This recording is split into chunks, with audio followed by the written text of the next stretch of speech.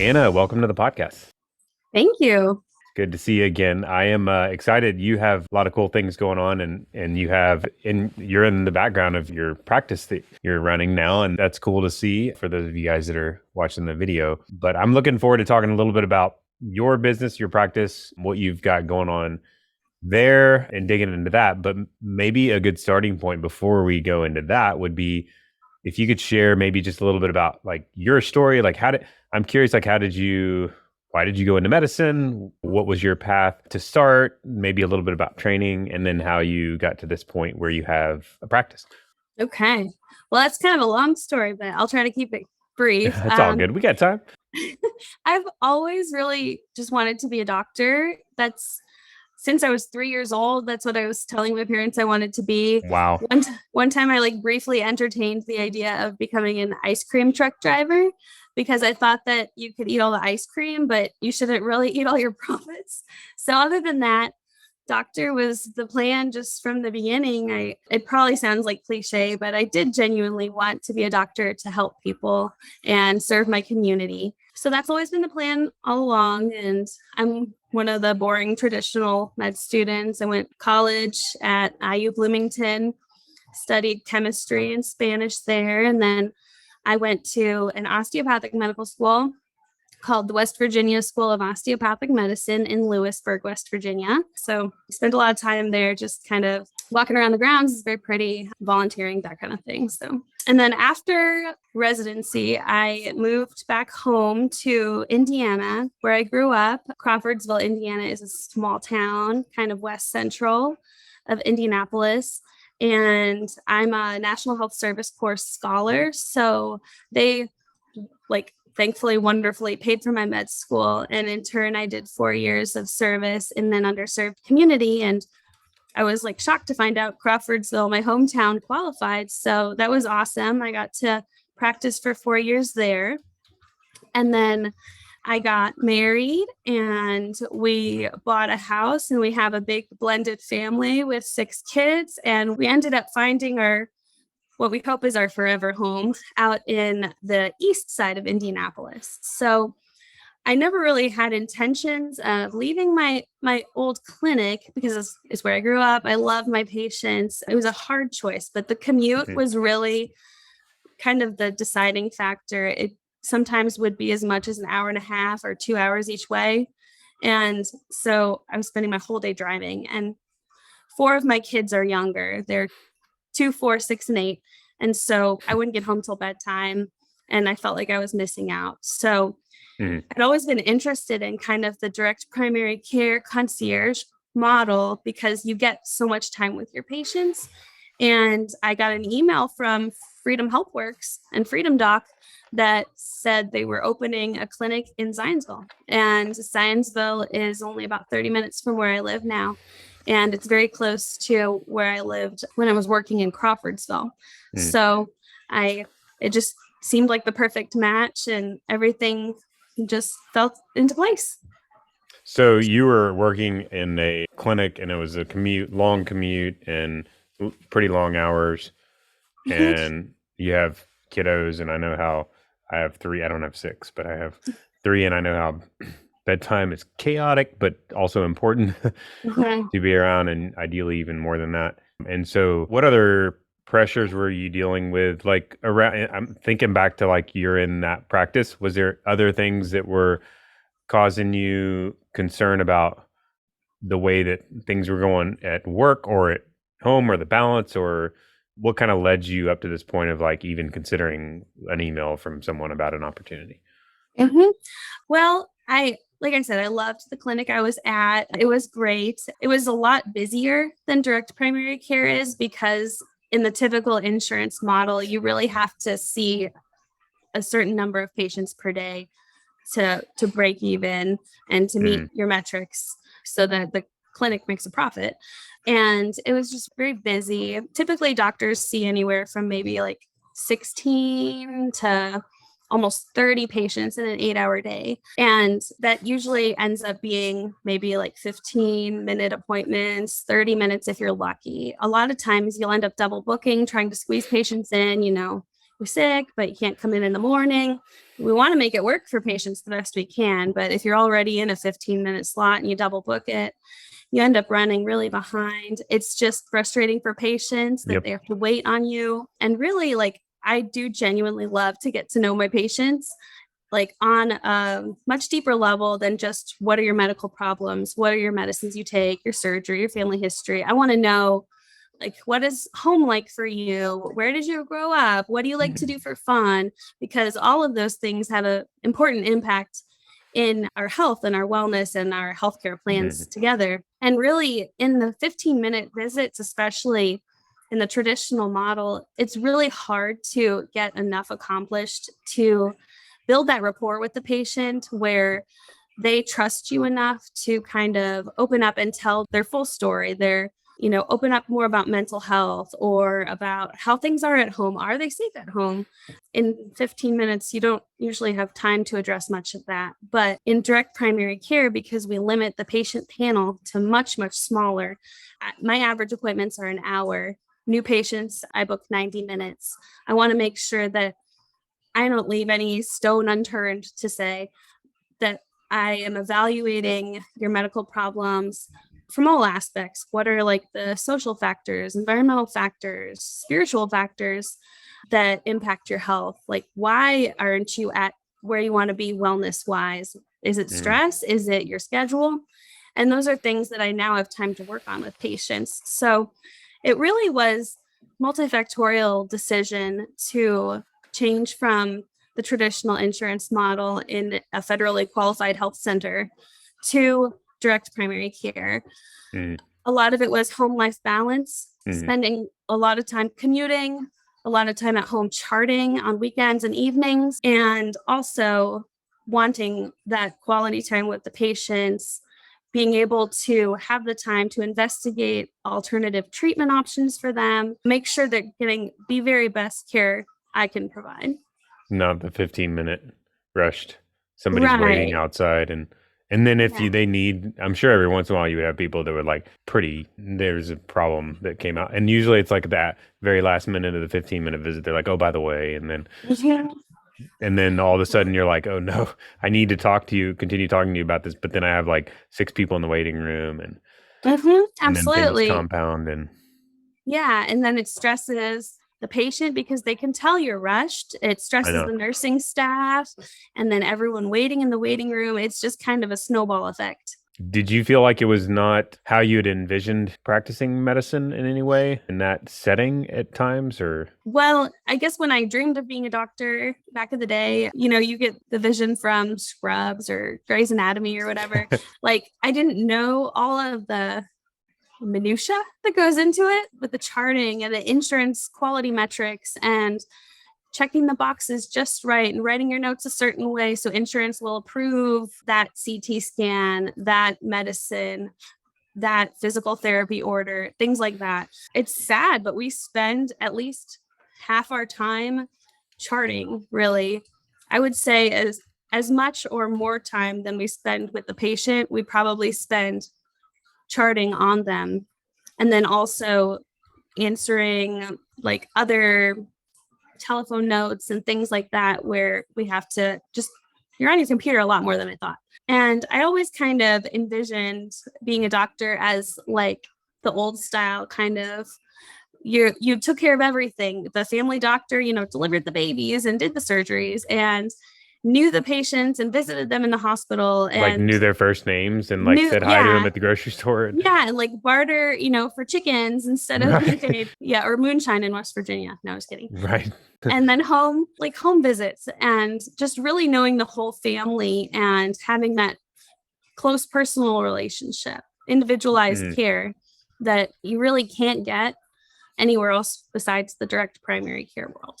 Yeah, that's what I think of as, like, the practice of the old days. Like, small town doctor has a few hundred patients, and they know them all by first name, and they have the relationship, and I've heard people say different numbers, but, like, say you have to have 2,000 patients or more in that setting, and I don't think it's possible to have a relationship that's close with that many people. I've seen some studies on it, actually. I think there's been some studies that say, like, 150 to 300 is, like, max capacity of number of relationships like not just like names on a sheet of paper, but like you actually know the people, relationships for any one person to have. And in that traditional model, it seems like that's just impossible. And even just the time component, like have you have to give yourself the time to build up the relationship too. And then the relationship too is trust will breed trust. And then the trust allows you to deliver better care. People have to trust you. They hold everything back when they don't trust you.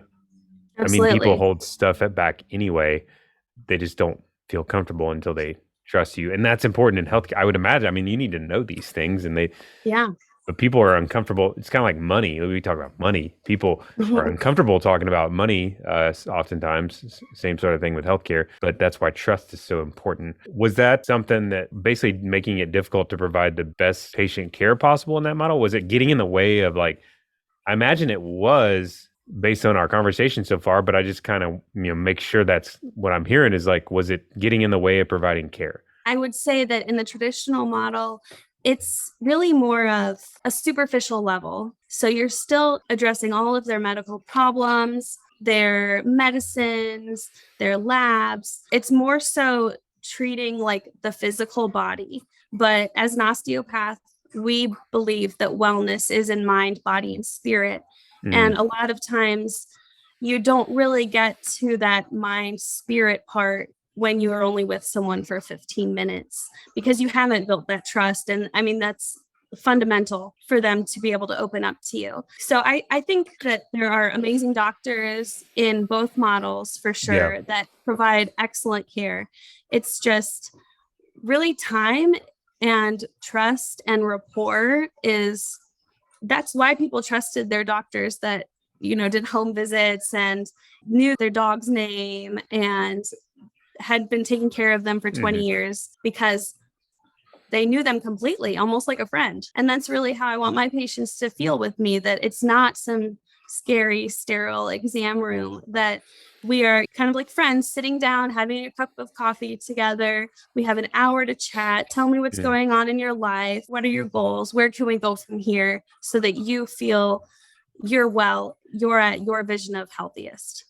Yeah, Mhm. I think people have different definitions of quality healthcare or quality experience or whatever. So everybody is welcome to their own view on that too. I mean, there's the minimum level standard, and then there's some people have like maybe expect even more attention than in time and relationship than even just hour-long visits. But everybody is going to have their different flavor of that. So you had a little bit of frustration in your view of healthcare. You kind of saw it a little bit differently, and you decided to make the shift. Was it like, boom, I'm making a shift? Was it like, I'm frustrated, I'm out, I'm going to consider opportunities, and boom, easy peasy? Or was it? I imagine it was probably not so simple. It wasn't very simple. I felt the strong emotional connection to my last clinic. It's where I grew up. I knew my patients personally as Mm, friends growing up. I didn't want them to feel like I was abandoning them for yeah. a different place. But really, my family is the most important thing to me. And they always will come first. And so I wanted an opportunity where I could have that home life balance. And really, with direct primary care, I tell my patients, I want to take care of you like you're my own family. And I didn't feel like that was possible in the traditional model. But now I have time to really get to know my patients, and I do. I think of them, okay, if you were my sister, what kind of care would I want you to get? And that's what I try to offer them. It Yeah. wasn't a quick decision necessarily. It's been something that I've wanted to do for a long time, ever since residency in Lewisburg. They have the Greenbrier Resort there. They have the concierge medicine style. I just never knew how I could start up my own practice because they don't teach you any business at all in med school, nothing. They don't even teach you how to bill. So it's like I would have no clue where to start to order medical supplies, or how do you Mm, determine what EHR you want to use, the electronic health record, or how do you find LabCorp, Quest to do your blood work? I would have no idea. So I just mm. was blessed with the opportunity with Freedom HealthWorks and FreedomDoc, where they can manage the entire business side. And I just get to practice medicine how I love to practice. So you were a little intimidated with the learning all the financial business stuff. And what about the risk part? Was it scary, the idea of starting a business yourself 100% on your own? Yeah, absolutely. I even told our CEO in my interview for this job. Technically, I'm a small business because it's an LLC, but Yeah, they yeah. manage the financial part of it. I told him, I was like, this is my livelihood. This is how I feed my kids and put a roof over their heads. Like, I'm afraid, like, what happens? Is this going to work? And he said, same thing. This is my livelihood too. This is how Right. I take care of my family. I'm not here to take advantage of you. We want doctors to be happy, patients to be happy, and it's just a good balance for everyone. And really, coming out of med school, most doctors have a significant amount of debt. It can range from I was super blessed to get the scholarship through the National Health Service Corps to the West Virginia School of Osteopathic Medicine is one of the most expensive schools in the country. Out of state tuition is $49,000 a year. I mean, a lot of people come out with $500,000 in Yeah. just student loans, not counting their college loans.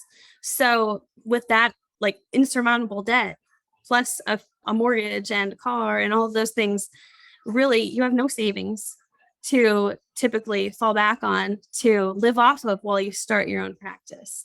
So it is super intimidating. And I think it's the number one challenge why people are afraid to jump from the traditional model and start their own practice and just kind of not look back. The financial part is the most intimidating part, you think, for most people? Absolutely. Yeah. I can see that, and it makes a lot of sense. And I think I hear that a lot from people. It's like, whatever business risk, not even business, I mean, any risk, people are intimidated by taking big risks. But I think we're seeing a lot within healthcare. A lot of physicians are so frustrated with it that it's like that in itself is a risk. Like continuing to work in an environment that's in conflict with your values, that in itself is a huge risk, and you kind of have to weigh all those things. You were able to find kind of a setup that is a little bit of a hybrid. Maybe we'll talk about that a little bit more as well. But so making the jump completely on your own felt very intimidating to the point where you're like, oh, I don't think I want to. I never would have done it on my own completely without someone that has business background, legal background, because there's just so many things that you can miss without someone helping you that has that financial business background. Mm-hmm. Yeah. So the setup you're in now, so you were able to connect with them and they were able to be kind of a backstop to you to make this whole thing kind of work together, make it happen without so much taking all this risk and having to learn all the financial stuff and business stuff and that sort of thing. When you heard that idea proposed, were you like, what's the catch? Or were you skeptical at all? Yeah, I felt exactly like, well, what's the catch? This seems too good to be true. Yeah. What am I missing here?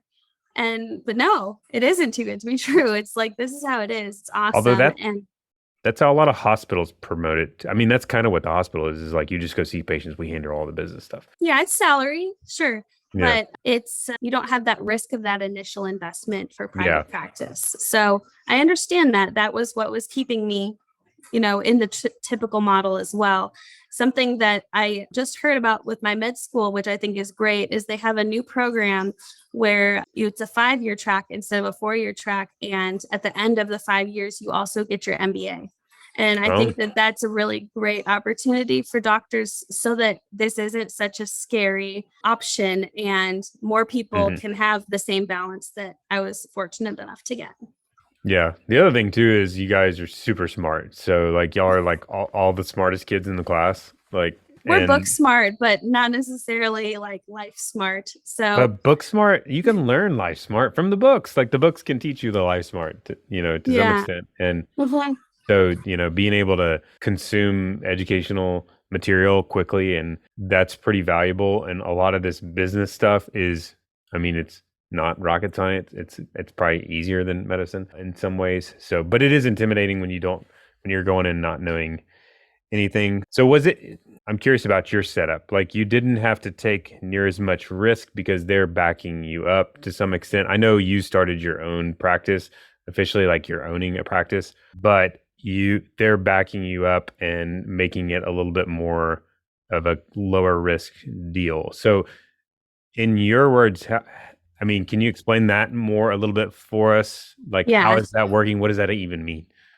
Yeah. So it is kind of like a hybrid, like you said before. It's not like I went out, got a business loan, and figured out how to open a clinic completely on my own, invested the $100,000 or whatever it takes to open a practice.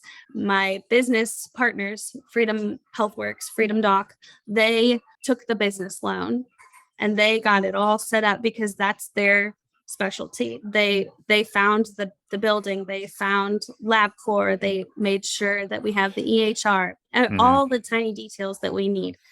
And basically, so they took that financial risk themselves and we partner so that they give me like a stipend enough to live off of until the clinic grows. And then once the clinic starts making a profit, we share the profit 50-50.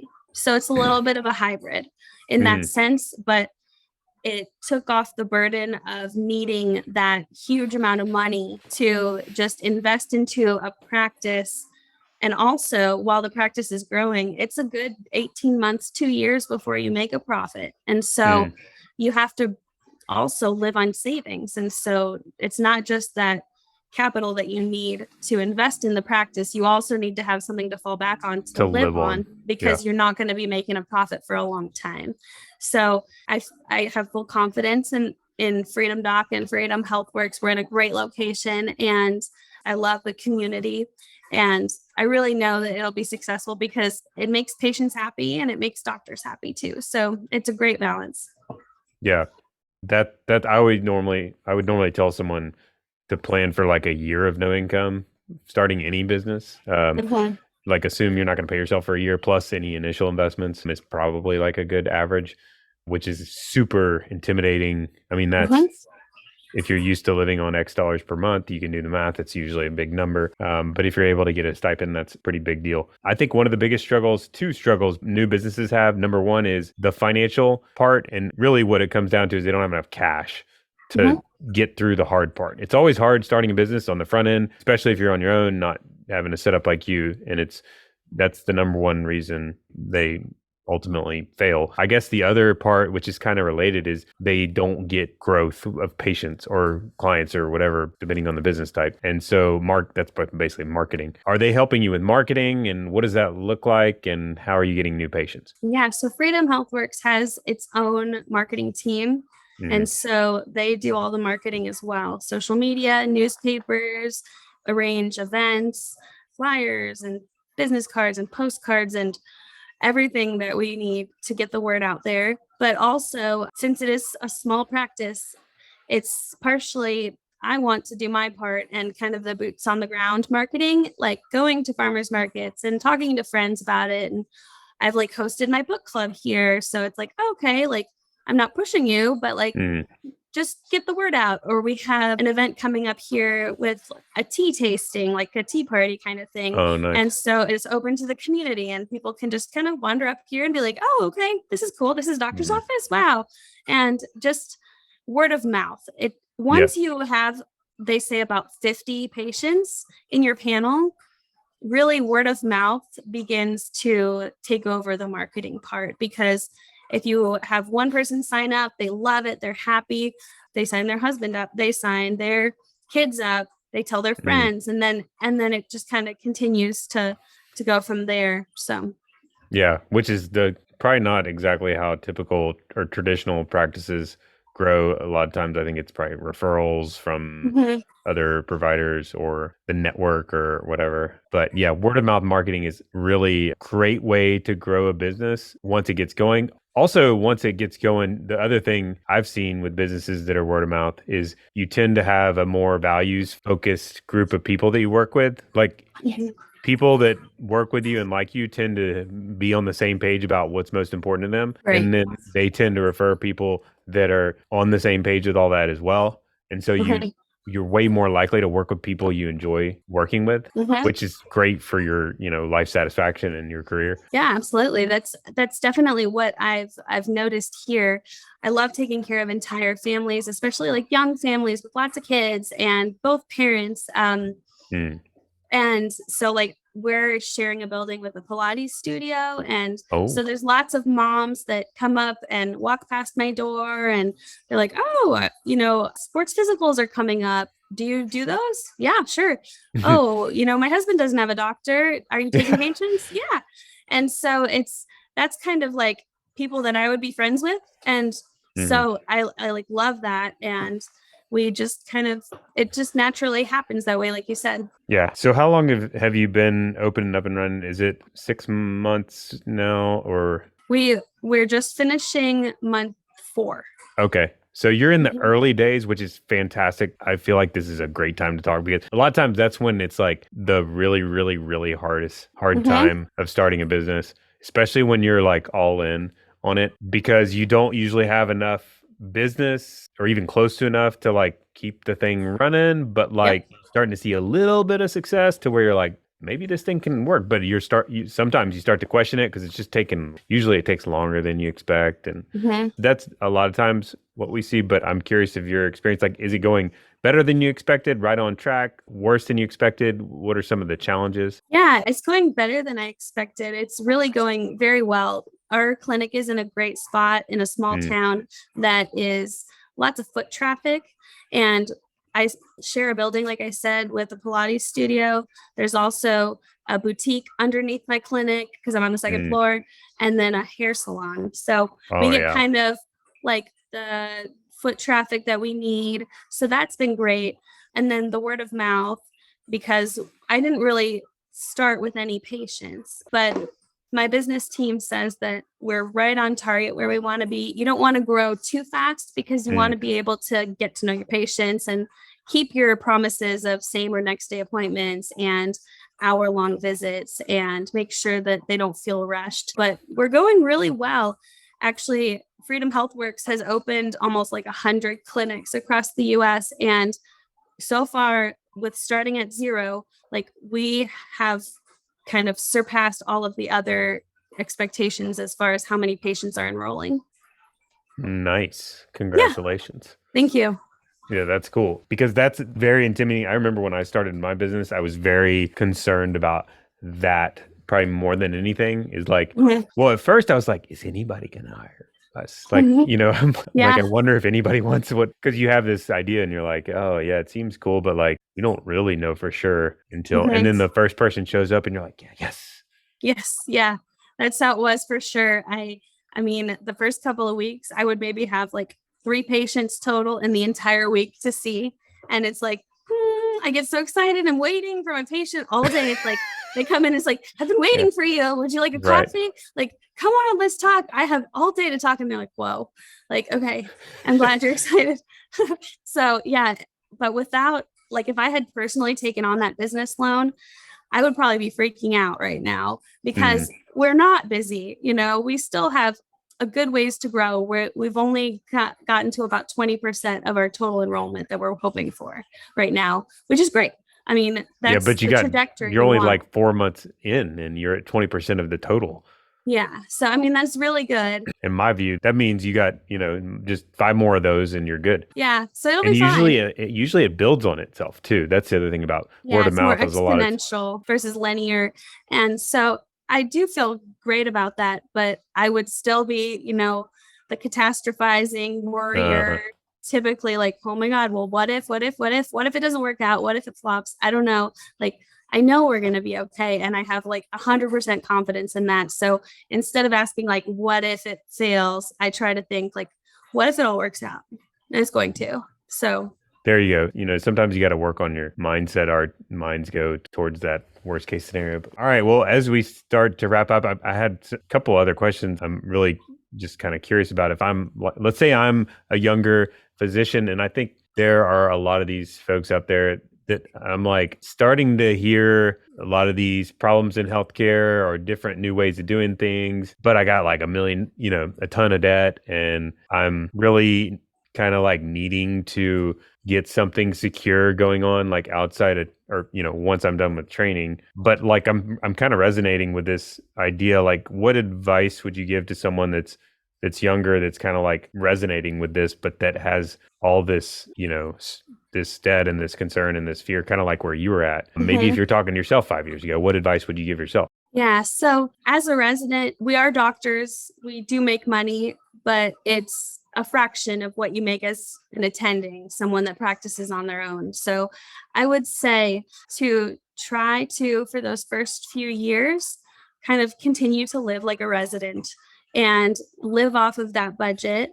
And that way you can jump right into a practice like this, and it's not taking like a huge pay cut, because I feel like we're all like goldfish, like we adjust to the size of our bowl of how much money we make.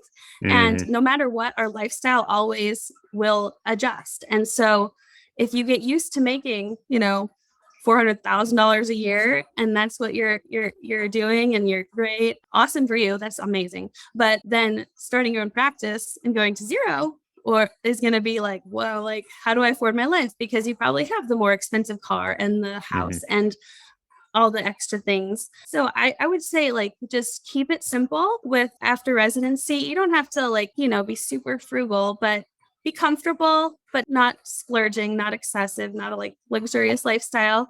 And then just kind of take that leap of faith that it's going to work out. This is a proven model for healthcare. When we first opened, we had an open house, and one of my colleagues that I worked with who had retired last year, he's like, wow, where was this like when I was practicing? This is the best of both worlds. This is amazing. And really that was the vote of confidence that I needed to hear. Like, okay, he's a seasoned doctor. He's 70 years old. He's seen all of these models. And he told me, he's like, if it didn't work out, heaven forbid, there's always going to be a corporate. Hospitals you're never going to be without a job. You're a doctor. I mean, everyone needs healthcare. So now is the time. You're young in your career. Like, now's the time to take that risk and see if it works, and it will. Yeah.